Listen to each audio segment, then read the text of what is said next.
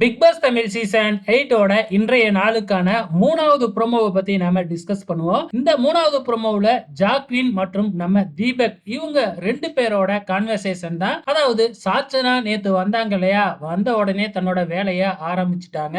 அதாவது முத்துவ ஜாக்லின் கிட்ட இருந்து காப்பாத்துறாங்களாம். சோ அதுக்காக பாத்தீங்கன்னா நீங்க 2 பேரும் சேர்ந்து பேசுறதுனால வெளியில பாத்தீங்கன்னா ஜாமு அப்படின்னு ஒரு ஹேஷ்டேக போட்டு உங்க 2 பேரையும் சேர்த்து வச்சு வீடியோலாம் எடிட் பண்ணி ரொமான்ஸ் சாங்லாம் போட்டு விட்டு கடுப்பேத்திக்கிட்டு இருக்காங்க என்னைய. எனக்கு பார்க்கறதுக்கே அது பிடிக்கவே இல்ல.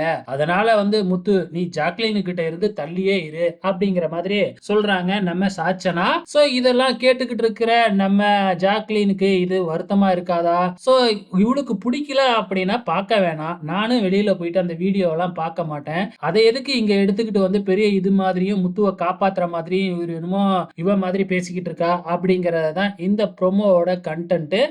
மொத்தத்துல சாச்சனா பிக் பாஸ் வீட்டுக்குள்ள முத்து டைட்டில் வின்னரா வரப்போறாரு அப்படிங்கிறது தெரிஞ்சு போச்சு. ஏற்கனவே முத்துவுக்கு ஜால்ரா போட்டுட்டு போனாங்க.